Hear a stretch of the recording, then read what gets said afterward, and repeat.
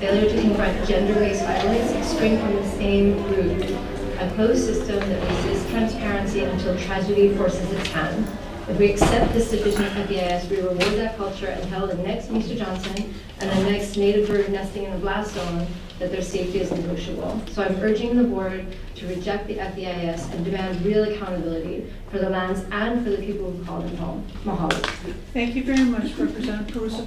Could I just ask for clarification, the two meetings that you mentioned, where there were 3 hours of testimony or 3 hours of comment, were those your meetings or were those meetings sponsored by the Army? Those were meetings sponsored by our office in partnership with Colonel Misigoi. Okay, very good. Thank you so much. All right. The next person I'll have is Bianca Isaki. Good afternoon, Chair and Commissioner and board members. Bianca Isaki here in my individual capacity, supporting the staff recommendations. And I just two things. So one of the purposes of having these environmental documents is to reduce, is to have information for you to make a decision, and without, and this is a quote, without undue cross-reference to other documents. And one problem we had with this procedurally, was that for their alternatives analysis and multiple other substantive portions of the EIS, they referred to, say, their analysis of alternatives or other documents that were not only not appended to it, but were not public. And so, for instance, if we're going to comment on what is a reasonable alternative or proposed alternatives, which you're supposed to do as part of the process as a member of the public, how can you do that if the EIS and the Army refers to a document where they've already analyzed the alternatives and then tells you you can't see the document unless you go through FOIA, the Freedom of Information Act. The other thing, just briefly, people have talked about the cleanup issue. And I just want to, one of the ways that they say that they'll clean up is comply with CERCLA and the lease. The lease says that they will remove weapons and shells in connection with training activities to the extent that a technical and economic capability exists, and that removal will not exceed fair market value. And I'll just point out that at your April 11th, 2025 meeting, the board expressed concern about the lack of reporting for remediation efforts for former military lands on Oahu and Hawaii under expanded CERCLA requirements, and specifically the Waikoloa training area, which is it's cost $217 million, something like that, and the projected cost is $720 million. Oh, sorry, I see my time's up, but thank you very much. Thank you very much, Bianca. Capano Carvalho, excuse me. Capano.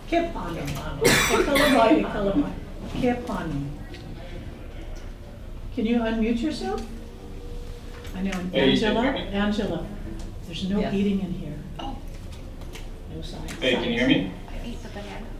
Yes, we can. Yes, we can hear you. Oh, okay. Hello, my name is Kifano. I'm representing on behalf of myself as an individual, but I would like to speak from my experience as a conservation professional who's worked in this field for just over 10 years. I made 10 years at the beginning of this month. And I wanted to speak on my personal experiences from working in areas like Poamoho, like Kahuku training area, like Mākua area. The military are not good stewards of the land. We were constantly required to report on findings of whatever we found, especially in the Kahuku training area. We would routinely find extremely large trash piles of MREs, all that kind of stuff. I also have found UXOs multiple times. I have found them in areas that are not training areas, like off the side of the Like. I found 9 active bazooka rounds from the Vietnam era that were just dumped on the side of the road. We can no longer work over there because of that. And the last thing I wanted to mention is that the EIS, as I understand it and the way I read it, is factually untrue because there are things that are not reported on there. I put in my written testimony that on page 3, section 3, page 135, paragraph 2, I believe it is, it says, in KTA, there are no known burials of Iune Kupuna in the area. that is factually untrue because I have found 4 of them myself, and I've reported them to KTA, to Laura Gilda, who is DPW Cultural. They're aware that they're there. Shifty is aware that they're there too, and they were, DPW Cultural was supposed to notify Shifty of their existence, and they have not. But I have also found other things that were supposed to be brought to Shifty's attention, which I did. So what I'd like to leave you with is that if they're willing to lie about known burials, I held the bones myself. I put them back in the cave, and I closed the burial cave. If they're willing to lie about that, what else are they lying about in the final EIS? Mahalo to you guys, and mahalo for everything you do. Thank you very much, Kipano. I have Colonel Mark Brown.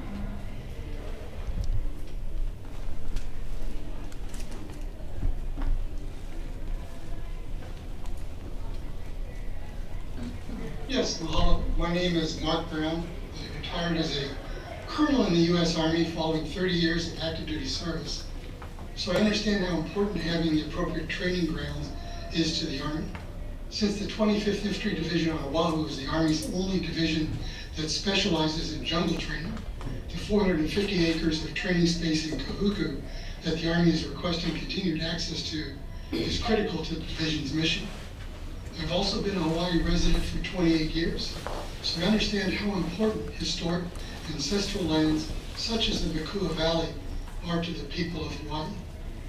As explained in Section 2-5 of the FEIS, the Army is prepared to return about 93% of the currently leased land to the state and is only asking to retain the 450 acre Tract A1 in Kahuku. This return of over 5,800 acres of land currently leased from the state by the Army clearly demonstrates the Army's good faith and willingness to make considerable concessions for the public good. I urge approval of the FEIS, not only in recognition of this good faith, but because it would be an important step towards a follow-on agreement for the Army to transfer about 450 acres of the Makai portion of the 3,408 acres of federal land they manage in the Mākua Valley to the state in exchange for ownership of the 450 acres of jungle training space in Kahuku. The Army expresses their willingness to consider such an exchange on pages 4-1 and ES-14 of the FEIS. If an exchange took place, the opportunities for residents and appreciation of the cultural significance of the valley are endless. The state could, for example, designate Mākua Valley Makai as a state park to be enjoyed by all Hawaii residents, especially those on the leeward side of Oahu. Mahalo nui loa for your time and attention. Thank you very much, Colonel Brown. Next, I have is Luann Langford. Aloha. Aloha. I, Luann Langford Favorito, member of the Makaha Hawaiian Civic Club, and we do oppose. I did submit testimony, and I will stand on that. Wanted to give some clarification for Auntie Rocky Kaluhipa, who reported the Association of Hawaiian Civic Clubs, and one of your board members asked the membership. I also sit on the executive committee with Driana Pilili. There are 3,266 members of the Association of Hawaiian Civic Club, and I believe you have our testimony. Mahalo, it's been a long day, everybody. Aloha. Aloha. Thank you so much, Luann. Now I will take Tara Rojas.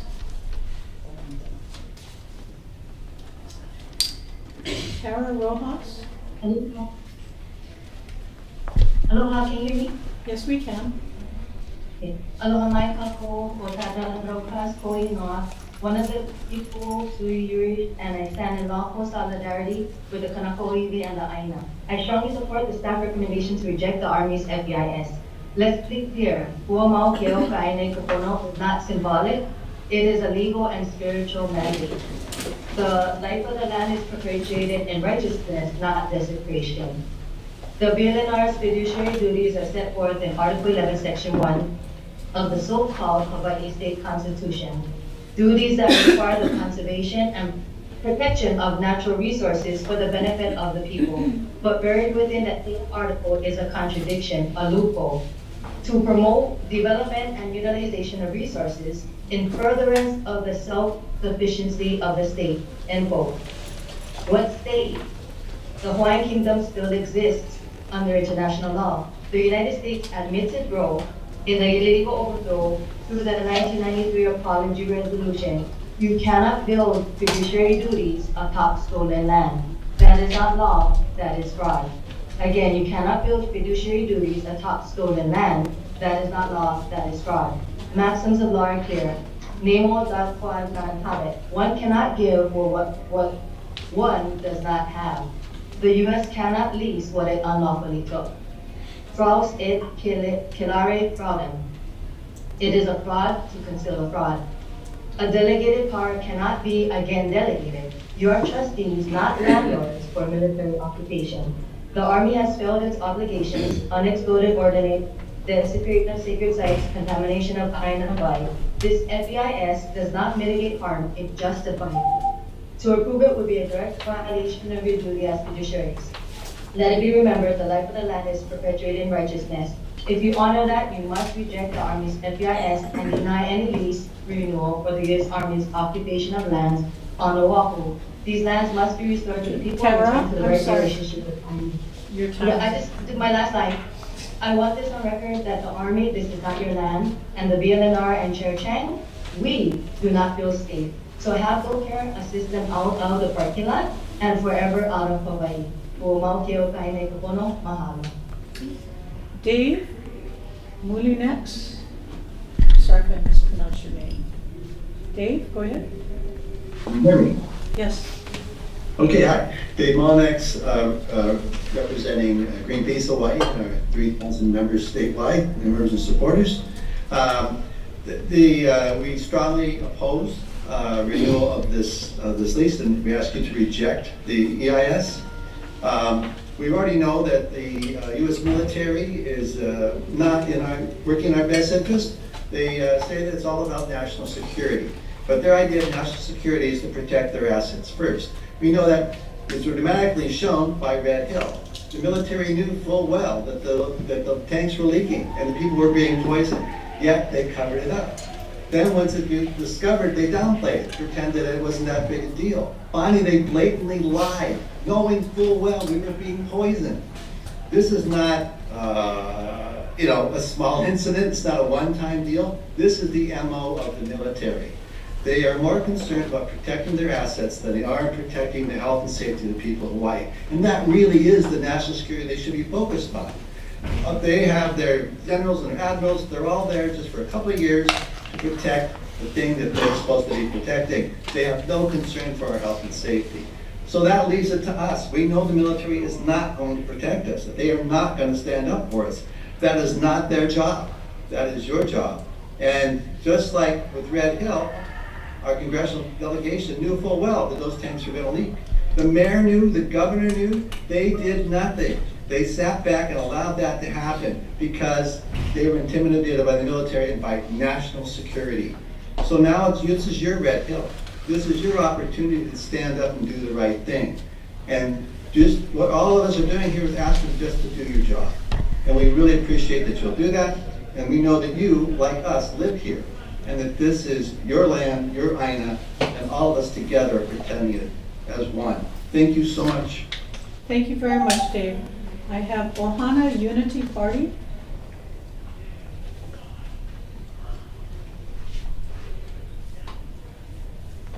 Aloha, Eki Don Cheng, can you hear me? Pikachu! Yes, I'm the chairman for the Ohana Unity Party. So since you guys 2 testimonials, I know last time, we're doing better on this time because we stayed till later. But good job so far to all the community. My first testimony, because I ran it through, we talked to the Kona Council, and a lot of people worked hard on this EIS to put together the feelings to give back the lands. So I have to be diplomatic about it and put reservations in my first initial testimony. But if you look at my second testimony, I heard what everyone said, I'm actually opposing it as well. Because what's crazy about this, if you guys say no, right, and you're going to Gestapo the Army, make them work hard, make them pay the karma, and if the leases expire in 4 years and you do nothing, then you get all the lease back, right? So you guys don't have to do all the work. You guys can negotiate, stall the tactic. Just say no. You already heard the feelings of how they treat the military. You can't trust them. That's the Army. Because you joined the Air Force. I wear the Air Force ring because I don't follow the Army Field Manual 27-10. That would be the Army, not for the Air Force. They're using those weapons to train other soldiers to go kill what we had to do. Kansai got sent to overthrow Iraq and Saddam Hussein with Netanyahu and IPAC. I have to address the issue because they sent me to war too. In 2000, I'm 25 years as a war veteran. You hear the veterans talk. I don't want them to train other people to go train in Hawaii to go kill people in Pakistan, Iran, Taiwan, China, or none of that. They shouldn't use Hawaii as an excuse to go train people to go kill, bomb, Koholavi, Ni Hao, or some other kukai, because I haven't seen $1 a year for this lease. I got quarters with me, so I'm about to double. Whatever the Army's paying you, I will double this lease. I got 8 quarters, that's $2.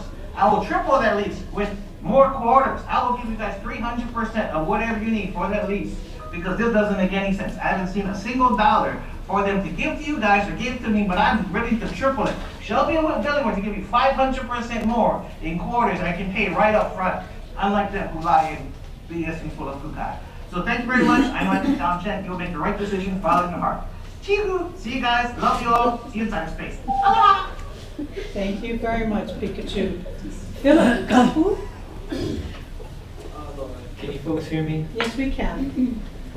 Okay, I'm Philip Kapu from Honolulu. I'm just an individual giving my testimony. Hoping that you folks will oppose the FEIS. I'll talk about something a little bit more personal. Relating to KTA, I've worked there for years in conservation. I know almost everything from Paipaihalua to Kaunala Gulch, working in those areas. Specifically, I wanted to talk about in the volume 1 of the FEIS on page 3-135, under summary of information obtained from interviewees, it talks about, it says, according to archaeological data obtained from the Army, there are no recorded burials located on state-owned land at KTA. Kind of reiterating what Kipano said earlier, I was with him. We found multiple burials there on state-owned land and off the state-owned land, and have reported it to DPW Cultural with Laura Gilda. We've seen the burials that they found, which is up, I'm pretty sure, in state land. Burials we found all over on and off state land in those areas. Whether or not they fall within whatever lands are in this section of the EIS, what goes on above it, the simulated battles that go on above with the giant trucks and the grenades blowing up and the sounds of guns and all of that chaos disturbs these burials and disturbs our iwi kupuna. And I've seen them myself there. So that little fact alone should be enough to reject this EIS, being that our iwi kupuna are being disturbed at this level. Mahalo. Thank you very much, Philip. Omar?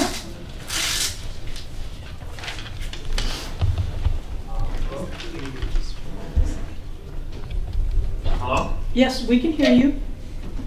Okay.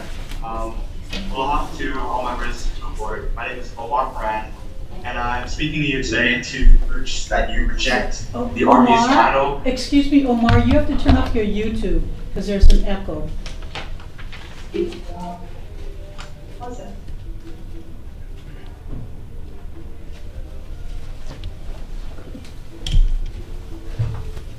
And then unmute yourself. Unmute yourself. There you go. Go ahead. Is it better now? Yeah. Okay. I am speaking to you to urge you to reject the Army's final environment impact statement for the continued military use of land at Kahuku, Kawailoa-Poamoho, and Mākua. The FEIS is incomplete and misleading. It ignores major concerns, minimizes real harms, and fails to meet the standards required under Hawaii law and their duty to protect the public trust lands. The FEIS lacks updated cultural site surveys, ignores iwi kupuna, and offers no clear protocols for cultural access. Community concerns were dismissed. violating cultural rights. Meanwhile, the Army continues training in endangered species habitat without required permits, offering no credible mitigation. Cumulative harms, cultural, ecological, and environmental, are ignored. And like Red Hill, the military evaded its responsibility in cleanup. The Army failed to evaluate meaningful, non-military or reduced use alternatives, despite repeated calls from the public, Native Hawaiian communities, and agency reviewers. Instead, the FEIS focuses solely on maintaining military control, ignoring the potential for restorative uses of these lands. The FEIS is not genuine. It's a justification for continued occupation and degradation of Hawaiian lands. Accepting it would set a dangerous precedent, signaling that environmental law, cultural protections, and public input mean nothing. I urge you to vote no and reject this FEIS for its failure to address contamination, cultural and ecological harm, and for violating the public trust. Mahalo, and thank you for your time upholding the kuleana to protect our land. Thank you very much, Amar. Kristen Young.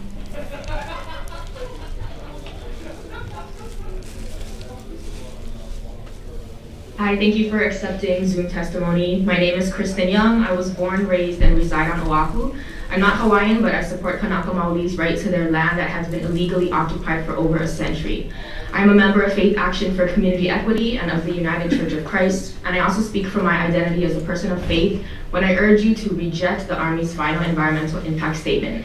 Ditto to many who went before me, and I stand on my written testimony. I do not believe that any written environmental impact statement from the military could ever be sufficient to ethically permit the use of sacred spaces for war training. If the U.S. truly cared about national security, money wouldn't blow the military budget for war and weapons, but rather go toward caring for the many people who are hungry and unsheltered within its borders. National security is often the nice way of saying imperialism, so please don't feel that you're not supporting national security by not immediately giving the military what they want, especially when they don't do their part.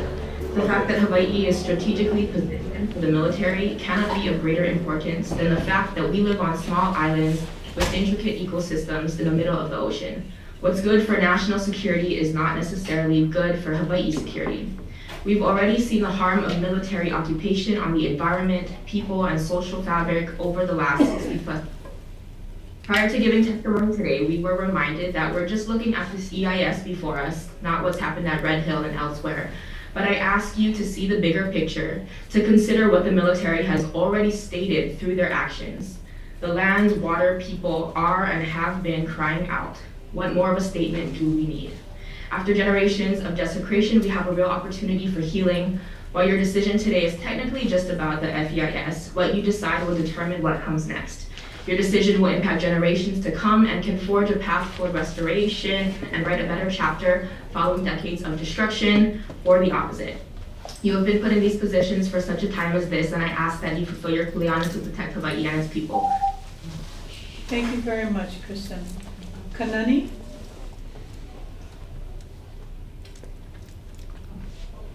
Kanani Atan? I'm so sorry, I didn't realize that you were taking just anybody, and I emailed my testimony yesterday, so I'm just gonna get my testimony up if that's okay. If you can summarize it, because we have, if you submitted it, we would have read it. Okay. All right, so just summarizing, I am born and raised in Wahewa, and frequented the Poamoho, Kahuku, Mākua areas, and even traveled through the Kolikoli Pass as a child many times on the way to Waianae to see my grandparents. And so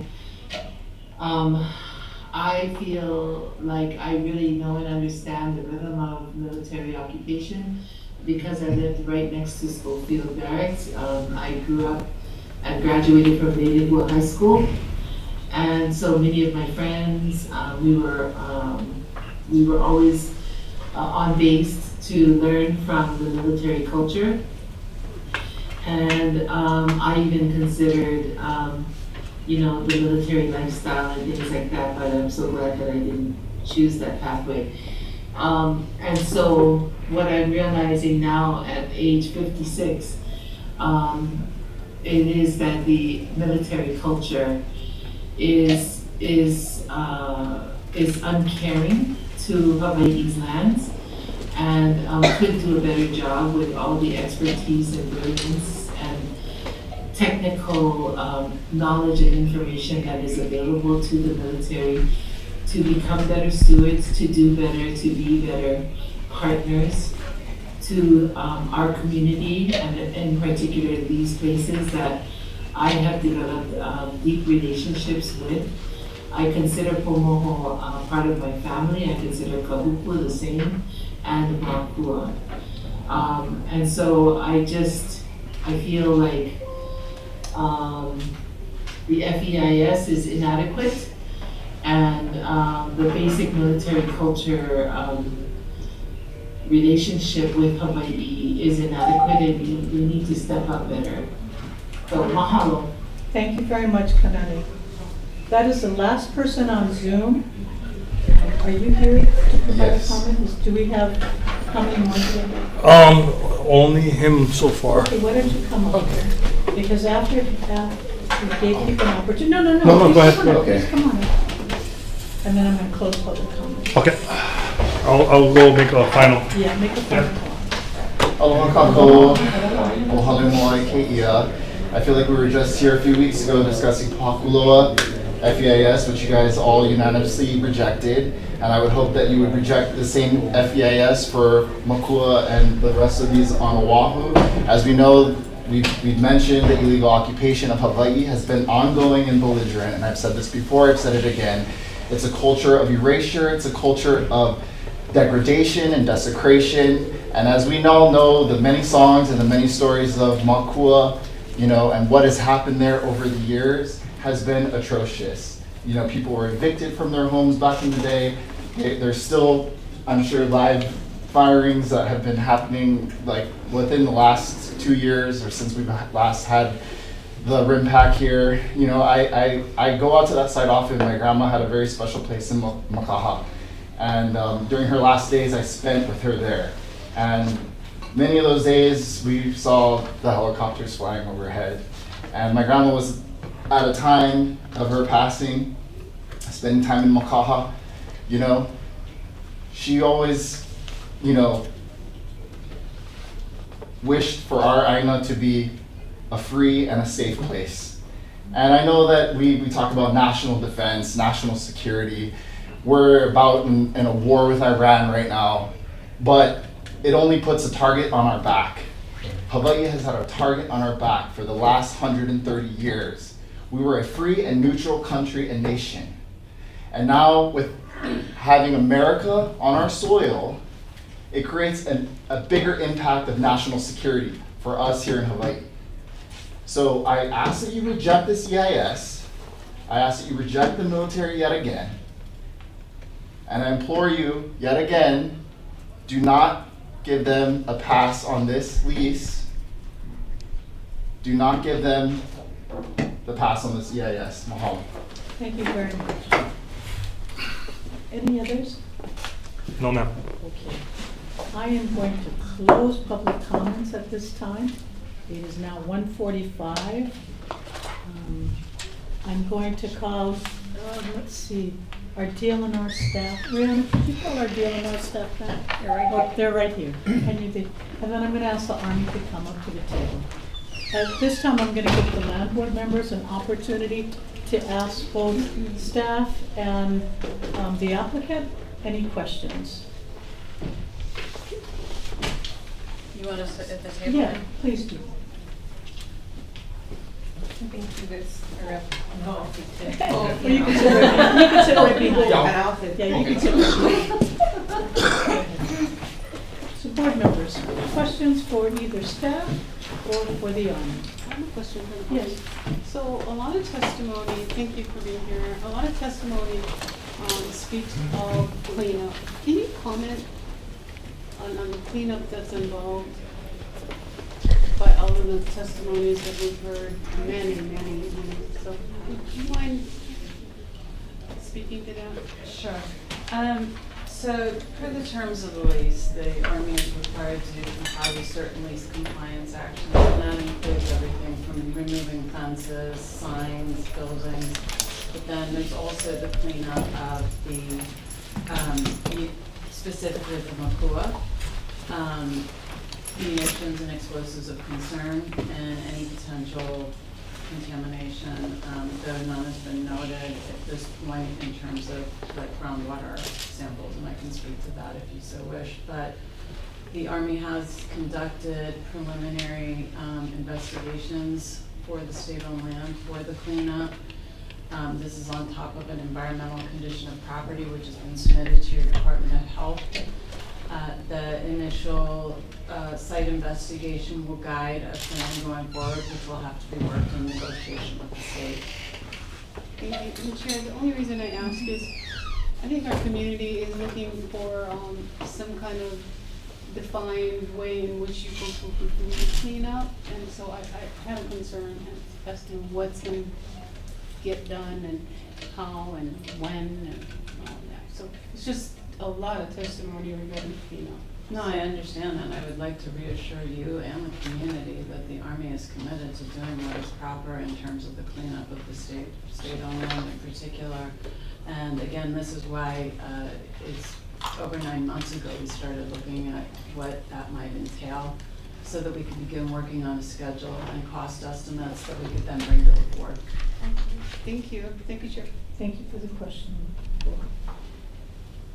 Is there any other board member have a question? I have a few questions. Yes, please go ahead. I was going to say, Your Honor. We're going to all be your honors here. No. Just wanted to say thank you guys for being here. I know there's been a lot of emotion in the room today and some energy earlier that was intense and heard. I did not know previously that there had been some issues after our last meeting, so I just want to say that, you know, from my perspective, that's unacceptable, and you know, apologize that that was your experience. I wanted to ask if you could, I think one of the things that we've heard frequently from the community is this question of security, and obviously we're living in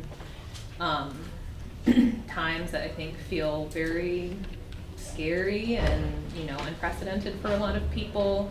You know, I have many family members going back many generations who have served in the military. I hold those who have made the decision to serve in the highest regard. That is something that I personally, I don't think I have the strength to have done, so appreciate and thank you for your service. Just am wondering if you could talk to us a little bit about the security, the unique security benefits of the property that of the land that you are asking to retain, and if you could also address the concerns that have been raised by the community about the lack of safety that people feel with the presence of the military here, and people feeling like that draws actually more attention and potentially lack of security in addition to some of the community challenges that people mentioned, violence against women and girls, etc.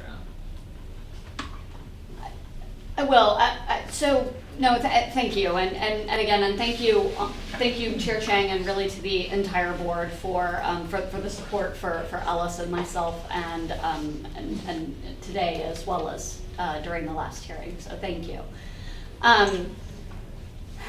It's kind of tough, right, to talk about what does security mean, and how do we, you know, how do we make everyone feel secure, because it is perhaps a very subjective thing that each person has a different definition of. In terms of the value of the KTA parcel in particular, but also really I would say our training on even the federally owned lands here on Hawaii. I think what I'd like to say about it in terms of the uniqueness is there's nowhere else within the United States, nowhere else where we have training areas that allow us to train in a jungle environment such that is provided here on Oahu. And we know that this is of critical importance. The Army has recently reestablished our jungle training school. The Army is in jungle environments as a way of furthering our understanding of how difficult it is to train and survive in this type of an environment. And so really that's the unique nature that Oahu in particular gives us in terms of training for national security, and particularly for the possibility of something that might happen in the Indo-Pacific. In terms of the security that others feel, I can't really speak to the statements of where people feel that our presence makes them feel as if Hawaii has a target on it. We have bases all over the world, and I know that it is a concern. It is a concern everywhere. It is a concern that when I look at the force protection of our installations, not only for our community on the installations, but our community outside the installations, it's one of the things that we at the garrison are charged with and we take very seriously with evaluating to ensure that we are providing the appropriate force protection levels, the appropriate patrols, the appropriate awareness of our surroundings, and sharing with our interagency and local partners, whether it be HPD, whether it be the Joint Terrorism Task Force here in Hawaii. We're very committed to ensuring that we are a working and active part of that in order to maintain in terms of public safety. I will just say that we do hold the United States Army as a whole is committed to, and that is holding personnel who do not uphold the law, who do not uphold the customs and traditions of the United States military. We will hold them accountable. Thank you. Just have. Yes, no, please go ahead. Issue of Mākua Valley, I think, at least as I read it in the press, I think many people were pleasantly surprised to see the Army's preferred scenario include essentially the return, or whatever we want to call it, of that land, and some folks talking about that as a good faith effort.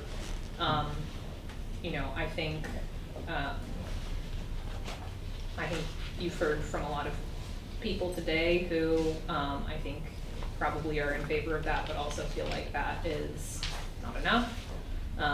We heard some folks, testifying in support of some of the other options that you presented that would see a more complete return, or again, however we want to use that language, of the land. One question I had is whether the contemplated return of that land is contingent on the acceptance of this FEIS. I can take that. Yeah. No. There is a very deliberate process between the draft and the final EIS. After public comments, after our public meetings, after meeting with key community stakeholders, particularly in Waianae. And at that point, we looked at land utilization and made a very informed and deliberate decision about selecting this as a preferred alternative for Mākua.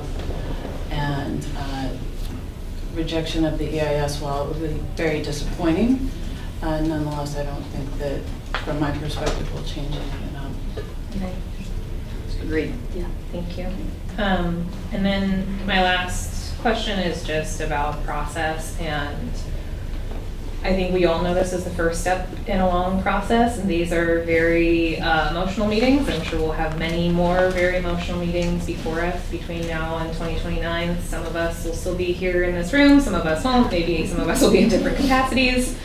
And so, what I hear from both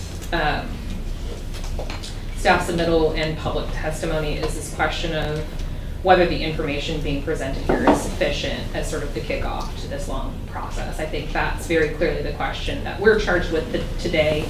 There are a lot of issues that were raised by members of the community: broken trust, sovereignty, land back, lack of safety, stewardship, UXO, Red Hill, missing and murdered Indigenous women and girls, disillusionment with the military, a whole range of issues. And I think there was obviously a lot of emotion and a lot of history that brings all of those questions into this room. And at the same time, again, I think our question here before us today is the question that staff laid out in their staff submittal. Like, are we essentially meeting the test of the questions as they have laid them out?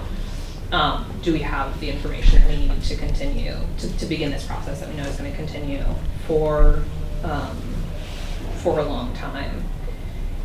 That is really the question I struggle with as I think about this, and this question of, good enough. So I appreciated the work that you all did to respond to some of the concerns in the staff submittal. Alice, I think you were sort of in the process of addressing some of those when you need to finish addressing some of those briefly, if we can, just acknowledging Yes. time and just, I think, so I would be interested in hearing that. And then my last other maybe slightly challenging question is that I know for me in the back of my mind as I'm thinking about this long process, there's this question of possibility of condemnation. I would really like us to be able to move forward in this process, however long and challenging and fraught it may be, so that we can get to a conclusion that works for everybody. And I would really hate to see a situation happen where that process gets cut short. And so I'm sure that you can't give me any assurances one way or the other, but to the extent that you could speak to the possibility or likelihood of that happening, I would appreciate it. So, Actually, can I just address that first? We want what you want.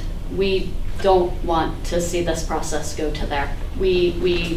Everything that we stand for is working with the board, working with the community, working with the state as we continue to go forward. I would like to add, though, that what's critical is that we have to have two parties that are interested in working together on this, and that is my biggest concern right now. And so I think that having a dialogue about what is acceptable, yes, this is a first step in this process, but it's not going to stop the process. So I think that it's very important that we understand as well that we are going to be able to work with the board going forward and having meaningful dialogue about what this is going to look like. And that does remain a concern. So if I could just... I guess I go have ahead, some sorry. follow-up. And this may Let be... me just make sure, Amy, have you well, concluded? I had hoped Alice could maybe elaborate on some of those, but if Vernon, if you want, you have something. Yeah. I'm more concerned at this point, based upon your suggestion that the parties, that the Army might well want to take action that would be consistent with what the board would want, and the board having duties, across the board, both to the Hawaiian community, the regular community, and the state overall. I'm more concerned about procedures, and then maybe the AG office. I think that hearings of this nature that we've had the last few times is good because it brings out the flavor of where people are coming from. But you've gotten a lot of that, and you've got 4 volumes now of testimony and so forth, so you know what it's coming out. We didn't prior to this time. On the other hand, I'm also aware that hearings like today are an opportunity for misinformation and for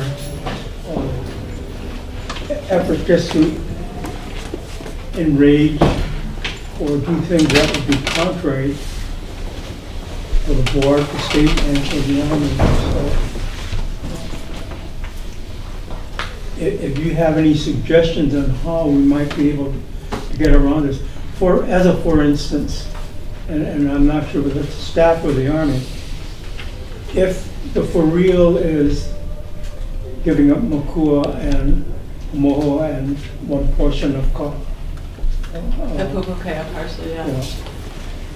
Then is it necessary for us to go back and do archaeological stuff on property that you're currently using, but you have no intention to continue after 2029, so that rather than looking for bones, you could look for it just in the Kahuku area, if that's what ends up to be, rather than spending all of this time and efforts to inflame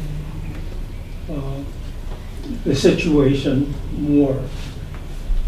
So if I may speak to the cultural, because that focus was a focus of the land board submittal, the land division submittal and many of the public comments today. And as I was trying to say earlier, all of the Makai parcel at Kahuku training area has been surveyed at industry standard. All of the Mākua state-owned land has been surveyed at industry standard, all of it. And while your SHPD does not have guidelines to guide archaeological inventory survey, we do have an agreement within our PA that SHPD has agreed to, and that is to that standard. It's also a standard that's used in many other states and in private industry is recognized. So those are complete. Poamoho is not. But honestly, if you've seen that parcel, it is a steeply sloping, impenetrable jungle. It is not passable. Some of your land division staff were out there for inspections, and they can verify that. To try to go in there and do archaeological survey when the Army's not even using it for ground training at all, nor has it, just seems to be a really unnecessary burden at this point. And we think it's also just, from an archaeological perspective, has very low probability for success there. So I would just suggest that there is due diligence on. Perhaps my follow-up question is to the staff, that if what we're talking about is just that one Kahuku, whether it's necessary to go through and do all of the DAR and the shifting and stuff, if there's no requirement to, or request even by the Army to get a lease on that area. Vernon, would you indulge me? Maybe could you finish the description of your responses? Because I feel like that would be helpful for me to have in the back of my mind as staff, or as the board is asking staff. I've gone through much detail, and I won't read through all of that, but as I noted, that the majority of those lands have been surveyed. Now, within the Pupukea, the Mākua parcel, tract A3, the steeply sloping areas have not been surveyed, and that is also normal under archaeological inventory standards. There's very low likelihood of anything being found in that kind of an environment. I would note that the burials that the commenter cited are not on the state-owned land. They are immediately southeast of the state-owned land. They are in essentially a former coral shelf. It's a rock shelter. They are not, they are protected. They have been consulted with SHPD. They have been consulted with the Burial Council, and so I just want to put the burial thing to rest with relation to those comments. But otherwise, the archaeological sites that have been found in KTA, the Makai parcel, are primarily limited to historic features. There is one traditional Hawaiian site that is there. I would like to speak to the biological resources. It's a little bit, I feel like there's something that's been lost in translation in what we submitted and what the understanding is. So under both HEPA and NEPA, the analysis is a combination of current historic data and also the updating of species lists. And so all of that was brought into this current EIS. I would like to stress that your DOFA gets annual reports that summarize all of the work that is going into all of these lands. So every year, and we have those available, they were linked in the website that support the document. Per one of the other commenters, we cannot put all of these documents in the EIS, or it would just be unreadable, and it's already a slog to get through. So those are supporting documents for people who are interested, but I would just stress that the natural resources folks are working day in, day out. They have 50 researchers from the University of Hawaii who support them, and all of this is documented in annual reports that are submitted to BLNR staff. And so that is what informed this EIS. There's not a piecemeal approach. It is how an EIS is set up. I've worked on over 10 EISs in my career, and to me, this totally meets the standard. With regard to the biological opinion and the PBA, again, those, when you conflate that we haven't done anything since 2008 because we haven't done a VO, it's because we haven't had a major training initiative or a military construction project initiated. That is when you would negotiate a new biological opinion with the U.S. Fish and Wildlife Service. That is not the case nonetheless. The Army is currently working on a programmatic biological assessment that has just been transmitted to U.S. Fish and Wildlife Service this week. That will combine and consolidate the BOs for Oahu with the separate Mākua BOs. It will update the species, though I need to note that all species that are listed have ecosystem management, regardless of the BO, and there's only one species that is on state-owned land that is not part of the existing BOs.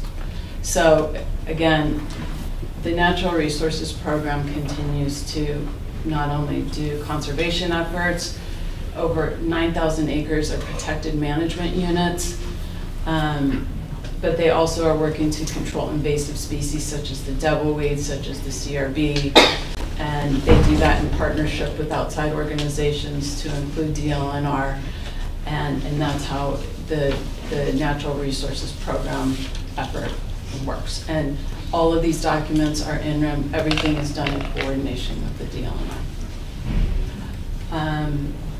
And then with regard to the baseline, I just want to be very clear that the baseline for the EIS included past, present, and future considerations for each action alternative and the no action alternative.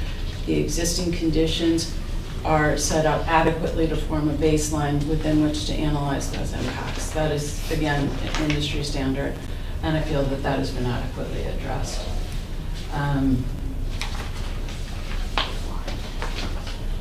Oh, yeah. Can you give me the blue phone, please? I do want to speak to this. So there was the note about the seaworm letter. We read that as more of this is an ongoing concern at military installations, not that we have fallen afoul of something with seaworm. But I do want to note that for testing of Mākua, in the EIS, the monitoring program went from 2009 to 2021 to investigate potential offsite migration from MMR training areas to the Mulebai. From 2020 to 2021, there was another monitoring event, and apart from manganese in one well, no other analytes detected in the groundwater exceed US EPA's standard for tap water. Nickel, copper, and Mākua stream were detected at concentrations exceeding freshwater standards. These metals, though, are naturally found and present in background concentrations in Hawaii. So that is also included in the EIS, but I just wanted to let you know that is ongoing. And as we move forward, there will have to be additional testing that is done as part of the cleanup process to ensure that munitions constituents are not contributing to any groundwater contamination. Does that make sense? Yep, that's really helpful. Thank you.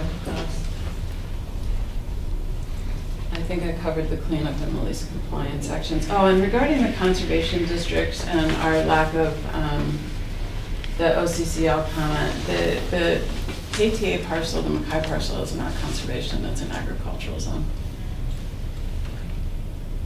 Thank you, appreciate it. And, just to your point earlier, Alice, I hope, we've interacted now for about a year, appreciate all of your work on this. I hope you take these questions as an indication that the board is interested in working with you. So, of course. I just wanted to make that clear. And then thank you, Brian, for letting me interrupt so we get back to That's very helpful. your question.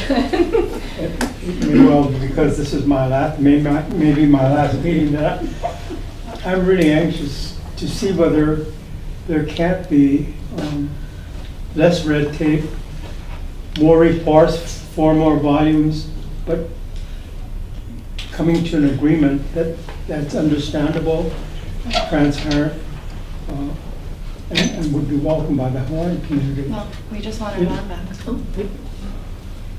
Yeah, so to the staff, I guess, to the extent that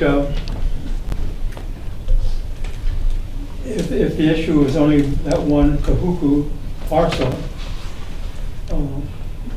is there an adequacy of the report to this point?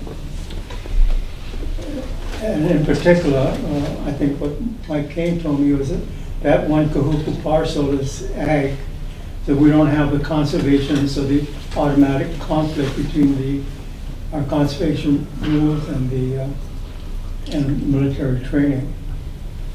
But is there an adequacy of the report if it were just scoped down to that one area? This particular document versus. Make sure that the people can hear. Okay, I just want to verify. Are you talking about the document that's in front of us today? Or yes, okay, yes. So my answer to that is unfortunately no. We could not just use this and say it's good. Yeah. Unfortunately, the proposed action that is within here is for the retention of all the lands. That is what's in there. We cannot. Yeah, we cannot.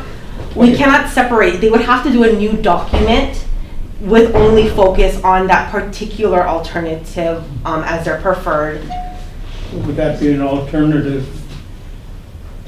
Rather than having to go check for bones in 6,000 acres, if the request was really only for real, 400 acres in Kahuku 1, is there enough data that you can glean from already what's submitted, or would you need more data? Okay. As somebody who, this is pretty much my career, is reviewing these environmental assessment documents and these environmental impact statements. I base my education, my bachelor's on this, I base my master's on this. I've been working in planning for over, I think, 15 years at this point. This EIS does not, regardless of what Alice has said is industry standard, this EIS is not what we are used to seeing, at least from a HEPA standpoint. I'm going to be very honest. Normally when we are talking about a particular project with a particular area, we see updated biological surveys done by a biologist, purposefully done for the project, as well as at least an archaeological literature review and field survey, which may or may not lead to an AIS. That is up to SHPE, we don't make that call. We see actual data, actual bio surveys, and they are included in the EIS. The full survey is appendicized so that all our different divisions have the data they need to say, okay, this sounds reasonable, this sounds great, this is missing, we need to fit, we need more information about this. Unfortunately, what we're seeing in this particular document is not those things. And so for that reason, I would ask that it meets what we consider to be HEPA standard. That would be my request. If we're gonna move forward with that idea, we could, but it needs to meet HEPA standards, at least for us. And if I could just add on, specifically in response to Vernon's question. It's my understanding, as far as what we're required to review under Chapter 343, It is all of the alternatives that have been presented in the document. So while their preferred alternative may be, we're gonna scale back, we're only gonna use this particular land, we nonetheless are required by law to look at all of the alternatives, because we don't know which alternative they may choose to do. So that's why I think the EIS, and I greatly appreciate the scaled back. I mean, I think the Army has demonstrated that they have heard the community. The fact that they are scaling back and choosing to decrease their footprint, that I think demonstrates this goodwill in trying to, but that's not the standard that we have to apply when we're reviewing the EIS. We have to look at every single alternative that they have identified in their document, because we don't know what will be the preferred alternative at the end. So, I mean, I think that we are still nonetheless required to do a comprehensive review of the EIS and all of the alternatives. And I also want to comment that even if they use less land, it is still state land that's going to come back to us. So we still have to do an analysis to review what are the conditions of those lands that are coming back to us, whether they use them or whether they return them. Yeah. So that's my Yeah, that was going to be sort of my follow-up question, Chair. I mean, you would think about this on a much smaller scale, but if this was a warehouse that somebody had a lease on, we would expect them to do a comprehensive analysis to at least understand what's there, to the community's points about remediation and so. May I add one thing though, in this, is that I get what the staff was saying about what they're used to for HEPA, but under the new HEPA rules, a NEPA document can be submitted. In fact, a NEPA document can just focus on the preferred alternative when it goes to the final. We have included all the analysis for all of the alternatives, and again, we stand by that analysis. I believe that that we have met the standard to provide that. Now, I understand that for the asking for a new archaeological inventory survey, that is not required if we have already done adequate inventory survey of those lands. So we may disagree, Alice, because I think when you look at Chapter 6C, the requirements of Chapter 6C, and you look at HEPA standards, perhaps a little different than NEPA standards. So you may actually proceed under NEPA with a very different outcome than we're reviewing under HEPA. But I think we look at, with respect to SHPD, they're looking at what's the requirements under Chapter 6C when they're looking at the HEPA standards. So I think that was going to be a question I had for you. You talked about industry standard. What is the industry standard for purposes of an archaeological, of cultural and historic reviews in your mind? Well, generally, in how we've conducted survey in Hawaii for ages, and that seems to have worked, is that it's set up on a 15-meter interval transect, and those transects are walked back and forth. There are certain degrees of slope. If it's over 30 degrees slope, it is not required. You could spread your intervals out to a broader standard or go from the ridge or the valley floor. That is normal. But I think that's a distinction between, in Hawaii, we're looking at the geographic area. I will tell you, Waimea Valley, we have found burial caves in the steepest slopes. Yes, So the archaeological review is not based upon just industry standards. We are looking at the specific geographic area, talking to people from that area. Kupuna, what does the Mo'olelo have of this area? And I think, so that's a distinction between, in my view, between your view of an industry standard versus the specific requirements under Chapter 60. Well, we have to go with an industry standard because SHPD does not have archaeological inventory survey standards established for the state. I think I disagree with that. I think Chapter 60 and their administrative rules, I mean, we are requiring everybody down Kaka'ako fully developed. You got to do an archaeological inventory survey on land that's already been, what could have been viewed, and we have found burials. So I think it is There are specific rules under SHPD on how you do an archaeological inventory survey, and it is very site-specific. Agreed.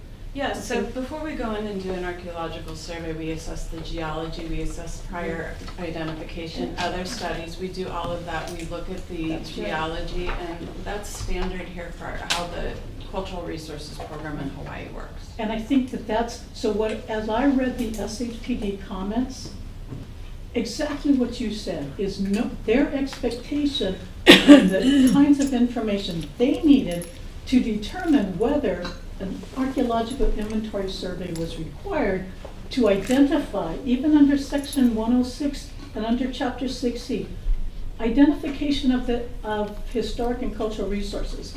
Unless we know what's on there, how can we complete the analysis? Even for kapa'akai, identification of the natural and cultural resources, potential impacts of the project to those resources, and then reasonable mitigation. I think what I heard from SHPD was they couldn't even complete step 1 because there was not all of the baseline data for them to evaluate what additional information needed to be had to determine the identification of cultural and natural resources. We may disagree.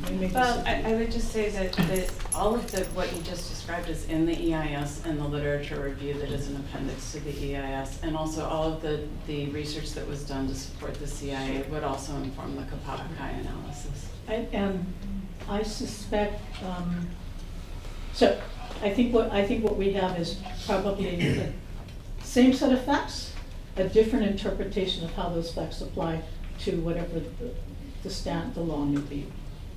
Sure. Yes. Okay, so we're talking about standards. You have a set of standards. You have a set of standards. The law says something else. So where is it in between that we can actually say what is required?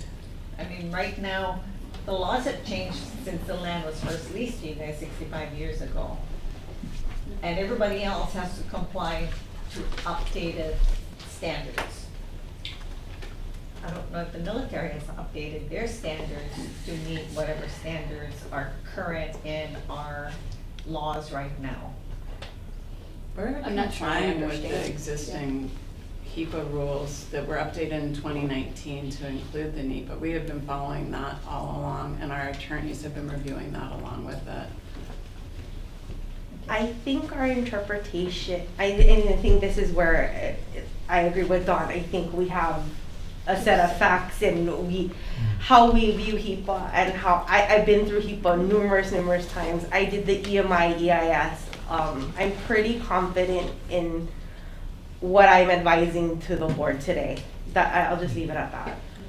Lauren, can I just, sorry, No, please go ahead. question, and I was remiss in not saying earlier, just thank you guys for really excellent staff work. I think some of the public comments reflected this, but yeah, this is really good work. So thank you guys for doing such a thorough job and being so conscientious with this. It's obviously a really important issue. So appreciate you putting us as board members in the best possible position coming into the meeting. You know, we had an opportunity to hear from the Army about some of their responses to some of the issues that were laid out in the staff submittal. I would be curious if you had any responses to that, and I would also be curious, so as you know, when we considered the Papakuloa FEIS, there were a number of areas that we requested in that decision that the Army considered in the non-acceptance, and I'm wondering if you were to put together a list in your mind, what are the list of issues that in a very concise way you could present that you feel are deficient and need to be addressed? What was part one? I got the last part. What was part one again? Part one was you did a great job. No, you had a question Part though. two was if you had any, we heard from Alice some of the responses that they had to the concerns that were raised in the staff submittal and recommendations. So I was wondering if you had in rebuttals to those responses. Okay, Yeah, so. that's my second. So yes, I do have some rebuttal responses to that. You know, when we talk about the biological resources, and while, you know, they may send over these yearly annual reports to DOFA, the fact of the matter is that information and that data for DOFA to review as a whole, right, for the larger picture. And not just DOFA, it's for the public, it's for other biologists that may be out there that are interested. That is supposed to be in the document. If I am a biologist from UH and I am interested in this and I pick that up, can I get the same information that DOFA gets on an annual basis? I should be able to pick up what are the endangered species, what is their take, if there's take, what are those take limits, what are the mitigation measures ongoing? Those should all be spelled out very clearly in there. I think DOFA made it really clear, like they want to know what the threshold is, right? To see if mitigation is even working. I don't, you know, they didn't find it in there. I didn't find it in there. So I have a bit of an issue saying that, oh, because DOFA gets them, therefore it's okay. It's kind of like the Shifty. So Shifty signed off on the programmatic agreement.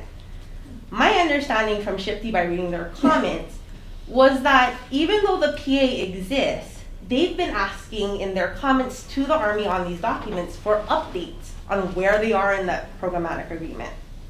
That's telling me, you know, they're telling me they haven't seen anything since, I don't know what date, but they provided a date. Like we haven't seen any updated surveys since X date.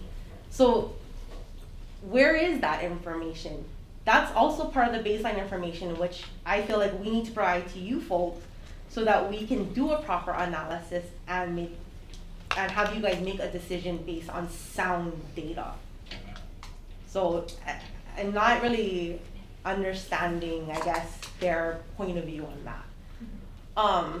Regarding the cultural surveys, so CIAs do not have necessarily what we call rules or standards setting forth what's supposed to be included in the CIA. It's very subjective to the reviewer on whether or not they feel that the CIA is satisfactory or acceptable or, you know, divulges enough information. So because we are lucky enough to have Moku as our, you know, kind of our partner in this, what I like to do is I like to take the CIA and go and consult with Moku, Lemana, and she'll put me in touch with whoever I need to, or she'll talk to whoever she needs to. And we'll verify, did they contact the right people? Did they not? So when I make comments like, oh, Moku was not consulted, or, you know, there's missing people from the relevant Moku, I have confirmed it with Lemana.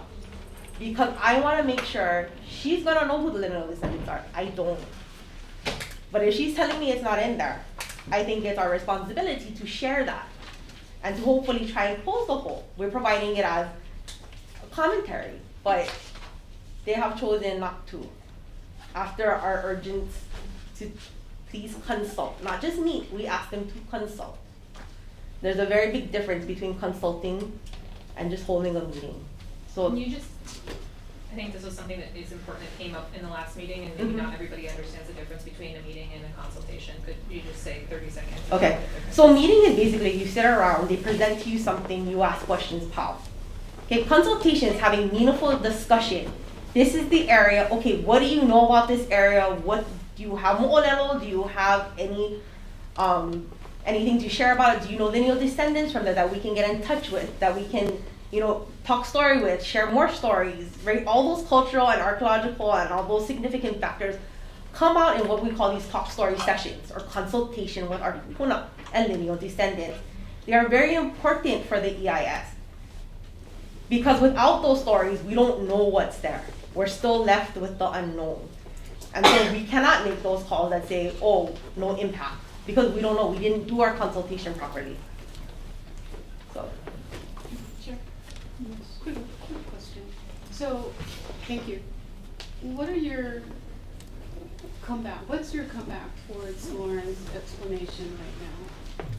Well, I just want to make it very clear that the Army has groups of consulting parties for each installation. So I think we currently consult with over 45, 80, Well, for these areas Oh, for these specifically. specific areas, yeah. Yeah, consulting parties, and I brought the list of people who were interviewed or requested for interview for the CIA that includes some very well-respected community members. I acknowledge that we have not gone as far as we probably should with Ahupua, but we did initiate meetings, just a meeting with them last summer and again in October, and then last week they held another meeting on the Big Island where Leimana attended with some of our staff. So I would just suggest that we spoke with, very well-respected kupuna, and I will acknowledge they are anti-military too, but they did provide information that was important to inform the cultural impact assessment. And so again, and the CIA includes multiple mo'olelo that for each of these areas, I acknowledge that Shifty identified some that were not included, but there are many that are included, as well as place names and other research. So I would just urge people to just actually look at the document and see what kind of information and knowledge was shared from those. Thank you, thank you, Chair. Yeah, if I could just push back a little bit gently on that. I mean, you certainly, with your experience working on these kinds of documents, know the difference between a meeting and a consultation. Honestly, I look at consultation under like the Section 106 terms in NAGPRA. That's the basis of my professional experience. And yes, I know what that consultation looks like. And so, as I said, I acknowledge that we had meetings with Leimana, Ahupua, and that's all we've had. But we've agreed, the Ahupua Council and the Army, to continue to collaboratively work forward. And I hope that is fruitful. Yeah, and I think further also, what Alice was saying was we have conducted consultation with others. These were not mere meetings. There has been that level of consultation with many others. Just not with the Ahupua Council. And I was glad to hear Leimana mention that she and Ahupua were keen to continue the conversation with you all as well. I just would again, I think, gently push back, knowing that Ahupua exists essentially for the express purpose of facilitating information exchange between the Native Hawaiian community and the land board in general, in particular, especially being part of the land board. It really feels like a missed opportunity not to engage with them very early on in a more formal capacity. I think everybody acknowledges that that's a missed opportunity, so I'm glad to hear that you guys have been talking and are planning to rectify that going forward. But I do, it's concerning to me that this is the second meeting that we're at where it sounds like Ahupua was not consulted in a way that shows respect for the organization and the role that it plays. It's somewhat awkward for us because some of our consulting parties take issue with, and that's been a real hard place to be. I'm sure they do, and welcome to working in Hawaii. Well, it's going to be an issue that we all have to work with. This is my first experience working directly with the Ahupua, so thank you. Acknowledged. Another question? Lauren, this is for you. So, do you feel that consultation requires agreement? Or does it just require talking with each other? I don't think consultation means agreement.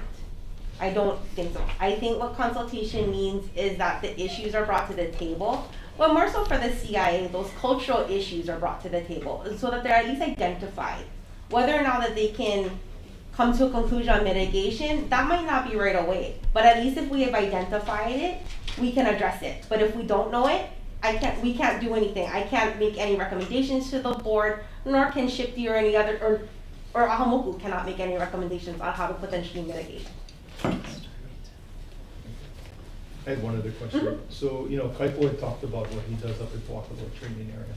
And I've been up in there a number of tours on involvement with archaeologists, biologists, a whole lot of experts. When I worked at Parker Ranch, we would go out into the field in Keomuku before that acquisition, and there would be one military person and 5 or 6 other consultants checking on a number of things. And I'm unfamiliar with what is occurring on the sites on Oahu. Can somebody comment on what you do as far as resource management, archaeological sites? Yeah, so let's use Kahuku Makai parcel for the example. So the area's been surveyed for archaeological sites, so sites are monitored on a periodic basis. Also training that goes on, there's the staff go out and examine the range after the training has occurred to ensure that there were no issues that arose or any effects to any resources as part of that.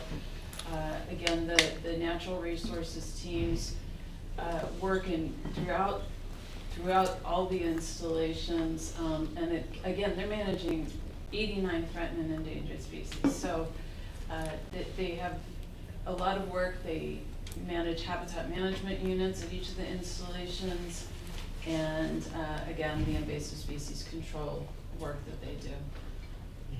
All right, thank you very much.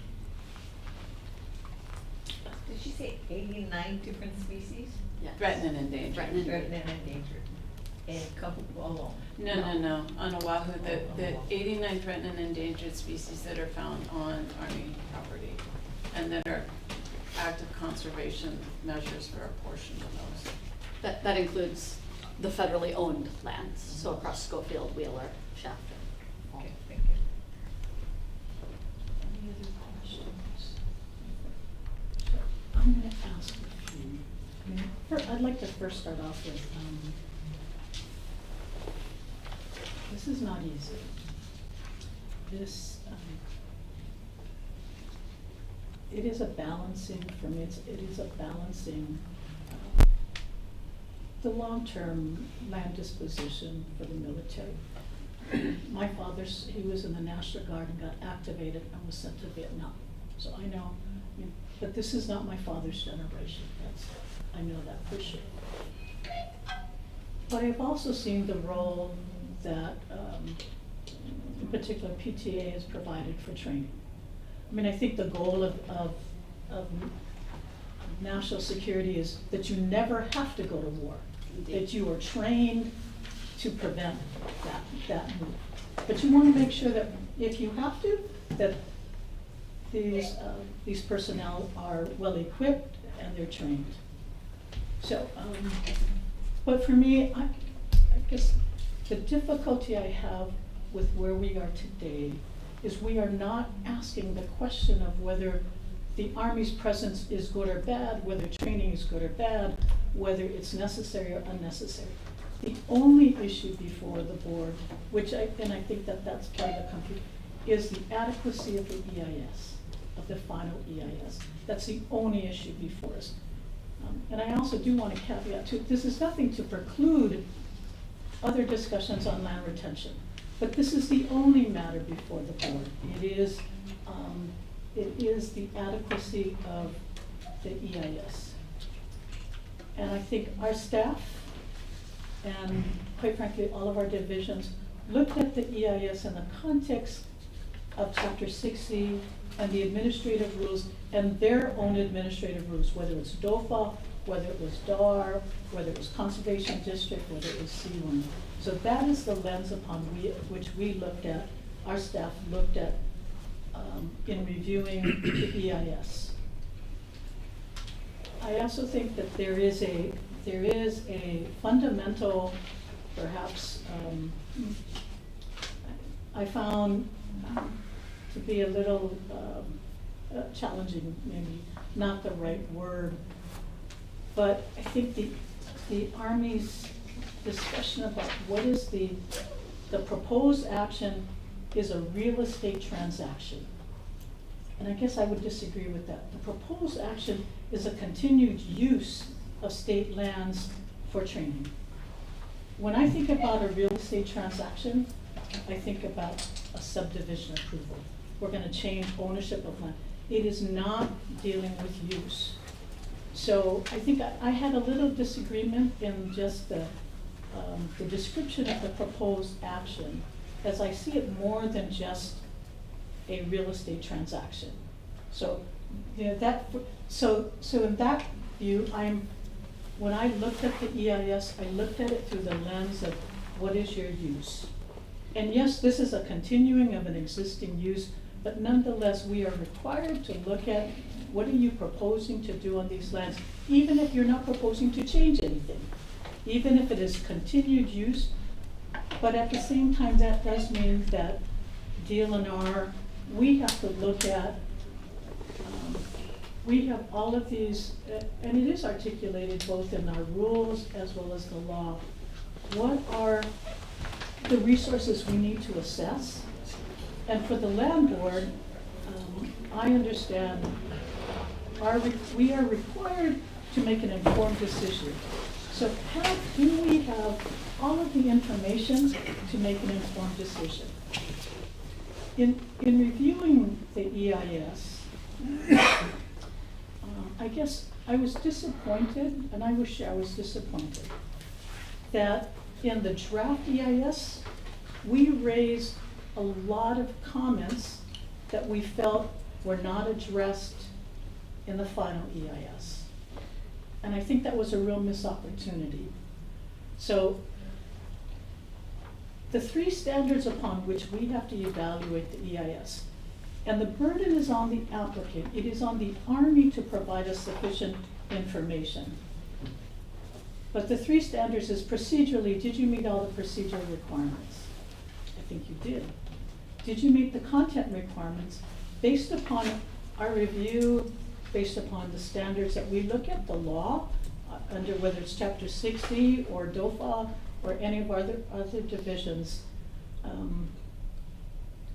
For all of the reasons I think identified in both the staff submittal, and I greatly appreciated, quite frankly, the Army's response to the submittal, as that clearly articulated for me, one, a somewhat of a consensus that the things that we felt were shortcoming, like the biological opinions, you agreed that they had not been done, or that you were relying upon that. So again, it's a bit, we may have,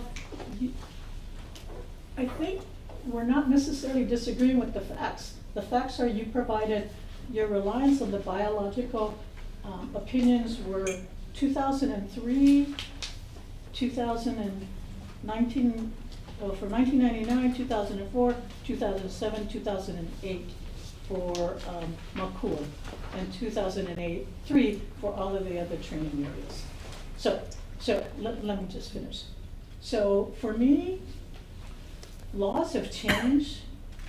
Status of endangered species have changed.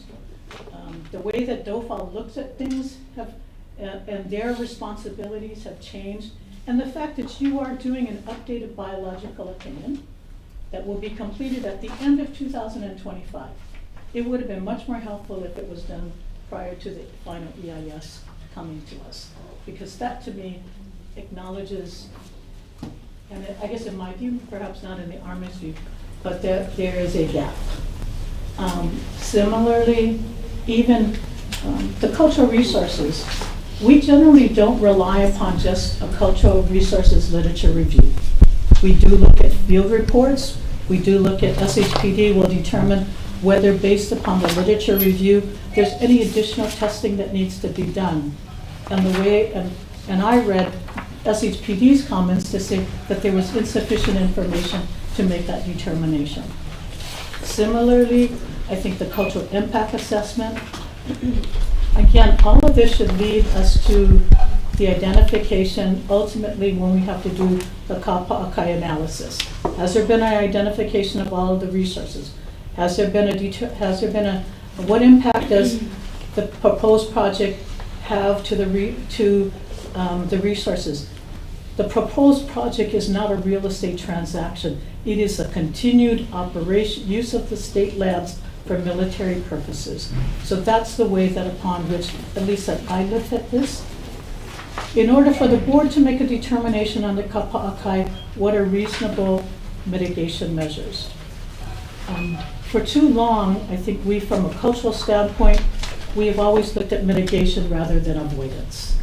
And I think having the information all of that information about the identification of resources puts us in a much better position to avoid impact rather than looking at mitigation.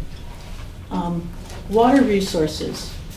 Similarly, DAR had made a comment that I guess it was I think it was about streams and what was their specific comment? And I think the Army's the Army's response is that there really are no streams. There's intermittent and ephemeral streams that are present. Those resources are as important as just permanent streams. And I think we would have wanted at least some monitoring of that to determine what is the aquatic like, if anything, inside here. So I think acknowledging that or recognizing that there are these types of streams present without doing any additional fact gathering, in my view, just confirms that there was not sufficient information. And I think the Conservation District, while I acknowledge that Kahuku is not, it's ag zone lands, the other two sites include conservation lands. Correct. So those, and I think even the Army acknowledges that a rule amendment, I think you say, difficulties to obtaining a rule amendment to allow military activities on conservation lands. It is going to be difficult, but difficult doesn't mean that you just dismiss it. And I don't think that there's been, in my view, a good faith effort to move us in that direction. Now, the EIS is critical to getting to that point, but I think just saying that it's administrative difficulties, I think that just diminishes the importance of OCCL's comments. So, and my last point is, and I will share, I too am disappointed, I think it was Alice, your comment. When Member Barnes asked the question about, can we avoid sort of condemnation? And your comment was, we have to have two parties willing to work together. And the implication I got was that we're not willing to work with the Army. I'm not saying that at all, ma'am. I'm just saying that I see that as a necessary condition for us to move forward in good faith effort. Yeah. This has been a very difficult EIS process. Yes. We have been very accommodating, and I believe that our document meets the HEPA standard. Okay. No, and I appreciate your comment on that. But I think, again, I look at the three criteria: procedural, content, and comments. The department in particular made comments to the draft EIS that, in my view, were not adequately addressed in the final EIS. And so,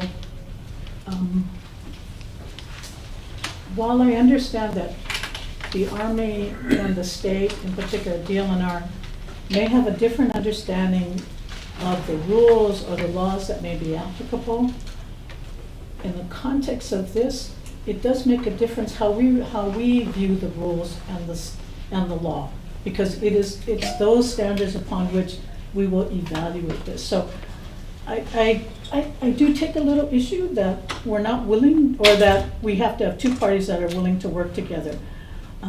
I think I would have appreciated having some acknowledgement in the document that there's shortcomings. There seems to be, because even your comment, which I think I like the staff, took a little issue that it was about talking to Kupuna and said it was awkward, I believe the word was. Consulting with I can't remember. Ahupua Council. But it would be offensive, or is it? The issue was that the submittal said that we had not consulted with key community members. And when we consulted with William Isla, Eric Anos, Alan Ho, Kyle Kajihiro, I could read them all out, but they all provided interviews. And so I just don't want that to be an insult to them, as they did provide their information for the CIA. And you're right, they are very recognized community members, but I think in Hawaii, it's not so much who we talk to, it's who we don't talk to. And Ahamoku is by statute, and I'm not gonna beat that horse again, because I think we've all made that point clear to you.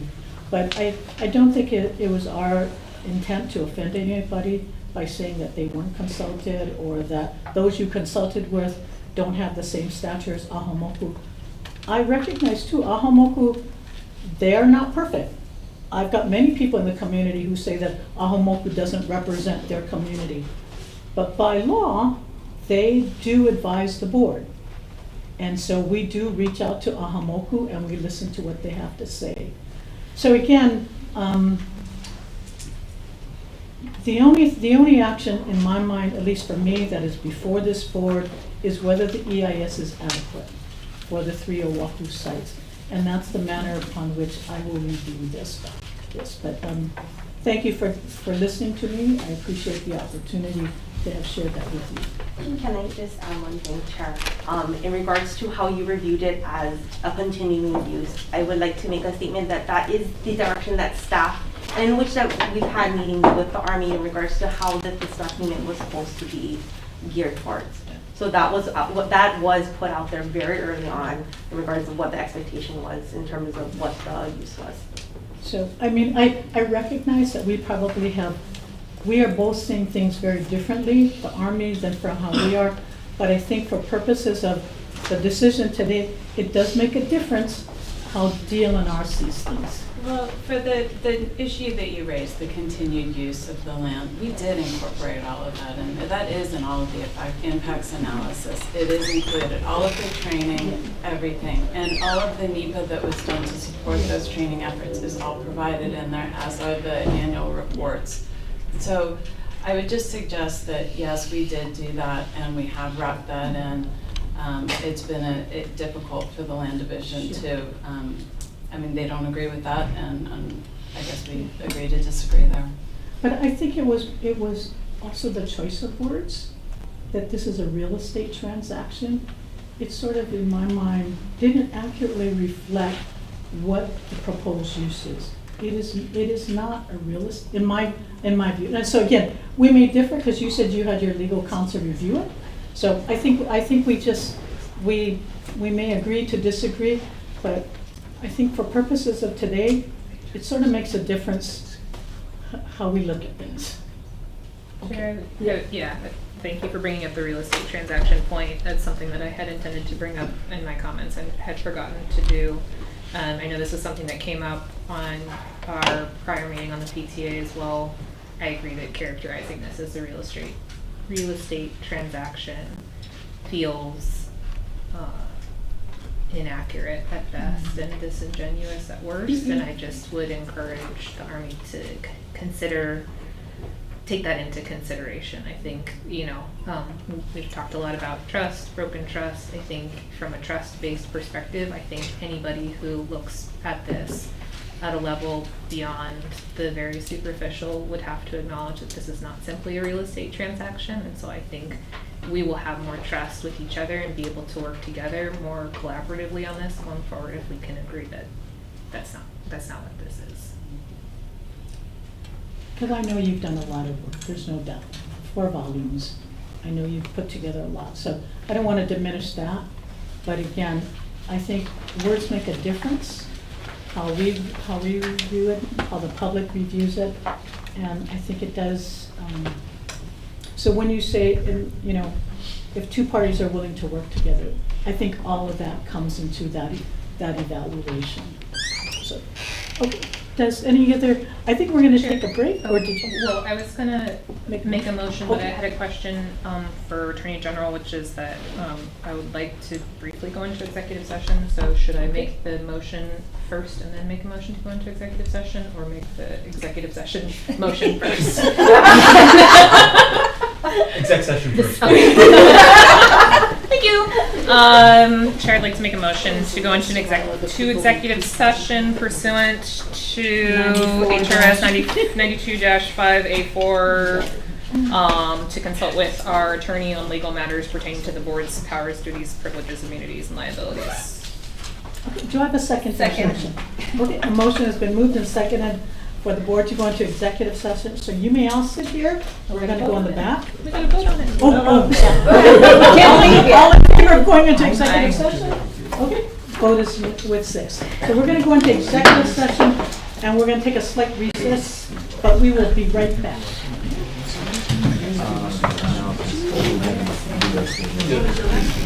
Because of Mākua.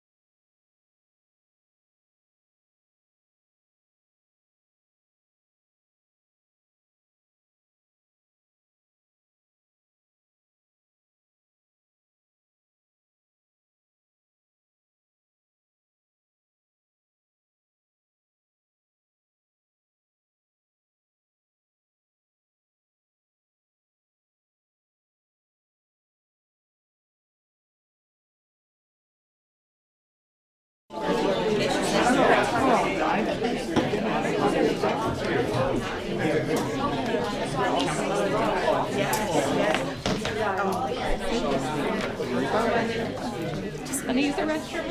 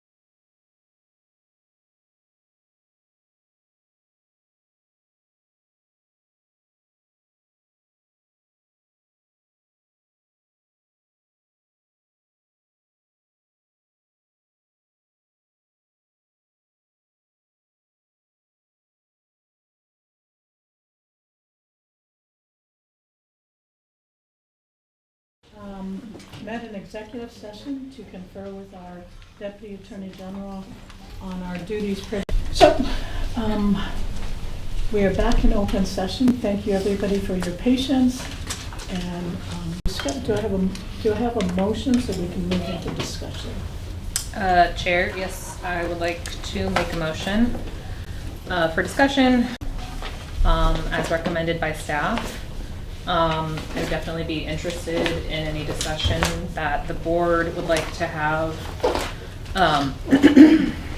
From my perspective, and just in line with, and I think the first criteria that staff laid out for us was met.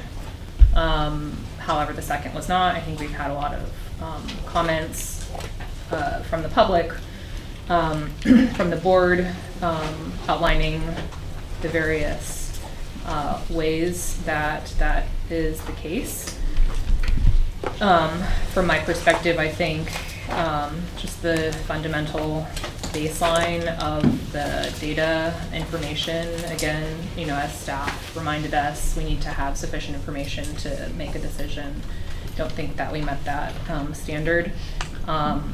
I have been taking notes and have a couple of ideas of areas that I would call out, but again, if there are other areas that other members of the board would welcome those in discussion.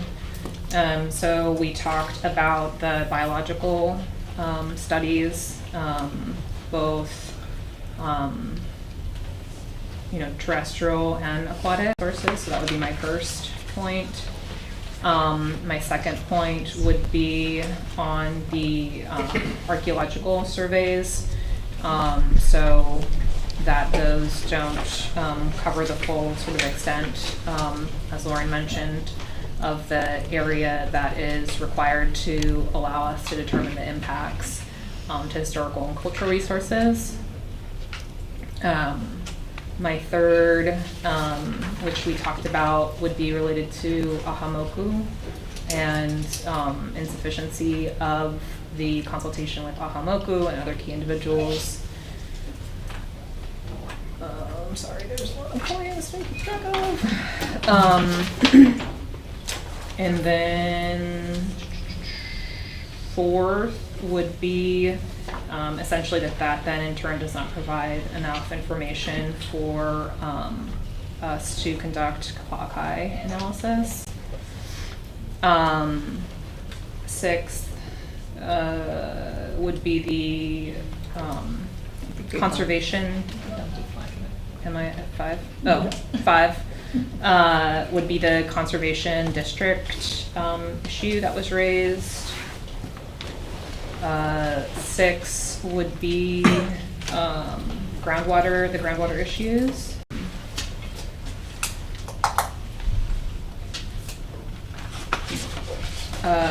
Sorry, 7 would be adequately considering staff,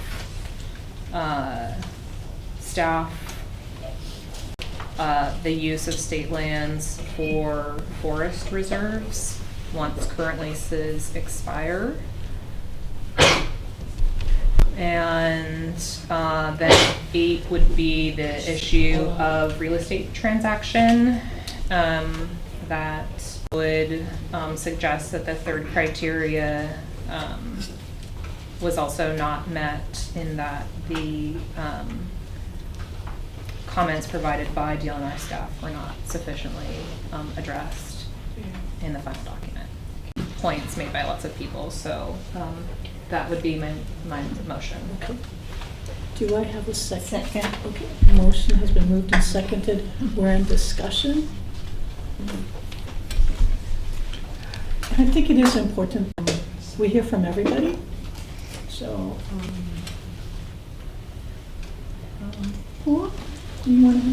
Both sides, and while we appreciate everyone's testimony, I mean, testimonies from, I will not be supporting, so that's my thought. Okay.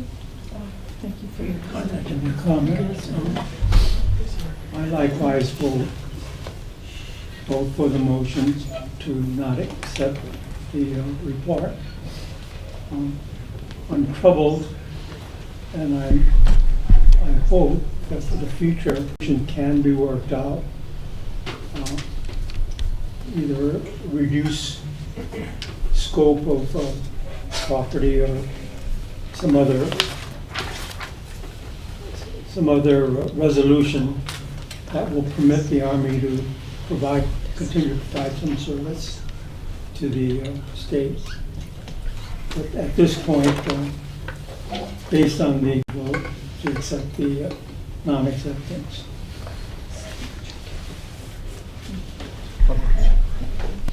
Thank you. I understand the concerns with shortcomings in the EIS. Okay. I also appreciate the Army's willingness and preferred recommended alternative to return the 5,000. The denial of the EIS will slow down the return of the 5,872 acres back to the state. So because of that, and because I want the show of good faith by the Army to move forward, I'm going to be voting against this motion. Just want to let you know my reasons. And most importantly, to everyone in this room and everyone that submitted testimony. That was a lot of reading that we have to and wake up and read again. But thank you. It's not an easy decision to make, but I'm going to be supporting. Riley, I love and respect you, and I wholeheartedly agree with a lot of what you said, and I also hope that this doesn't get in the way of moving in a positive direction and, along the lines of the conversation that we had earlier. This is the first step. I hope that we can continue to work cooperatively together. Questions and yeah, so, thank you. Sure. Can I just say I love you too, brother? Who's always, bless her heart, she's always just the most compassionate person you've ever seen. I just want to make a comment that I think the Army, I think they've heard a lot of the community's concerns. I do not in any way want to diminish that, because I think there has been efforts to meet. I think that they have the fact that they've talked about cutting back their footprint. I think it is very rare that DOD ever look at taking land, giving land back that they've occupied. And we've heard stories and stories over and over again. But again, I think this is recognizing times have changed. I think we have seen the power of the community.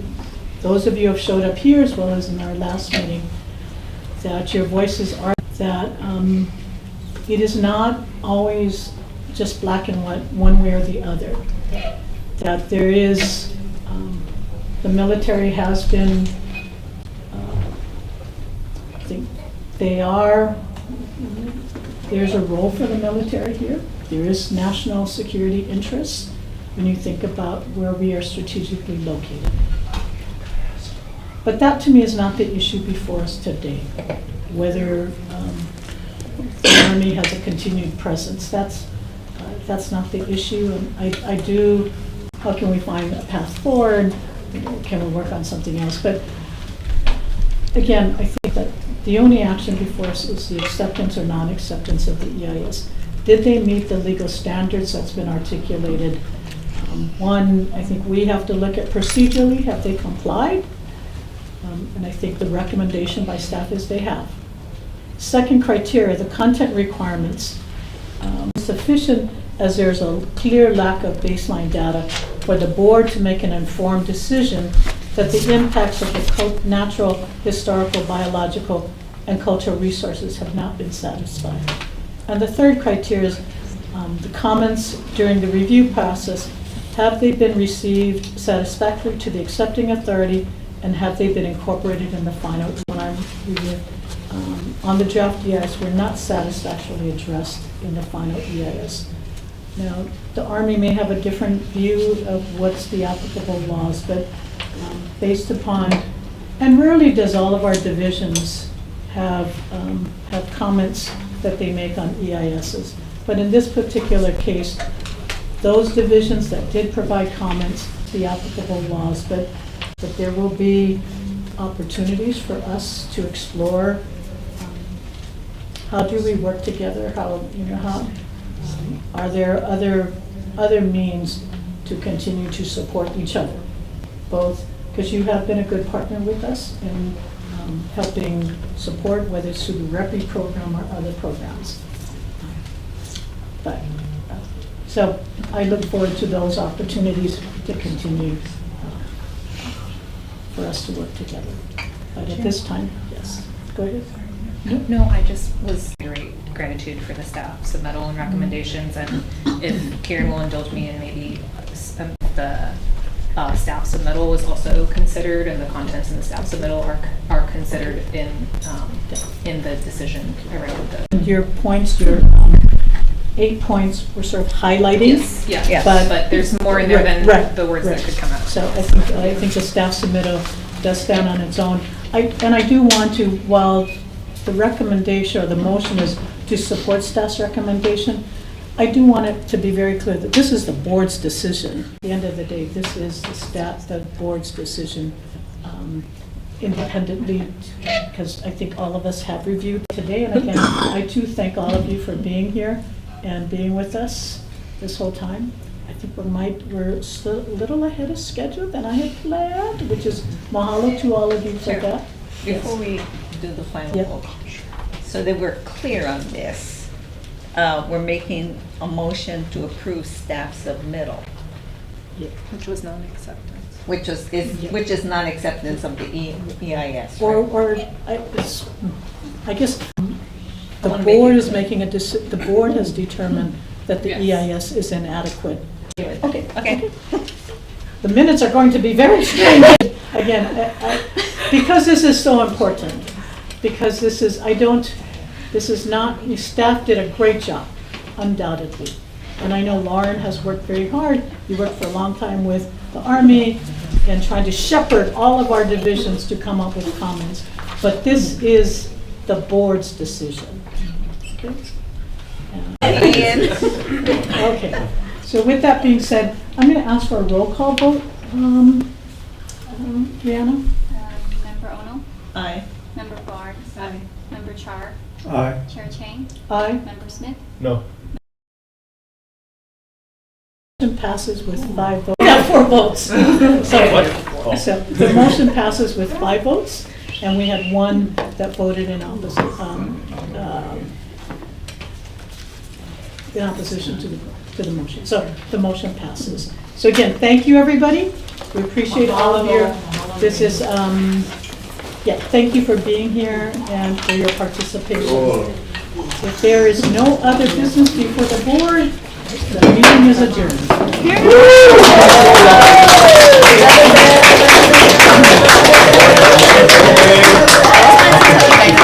Stand. We do have to find a path forward. Let's take a victory picture. Oh my gosh.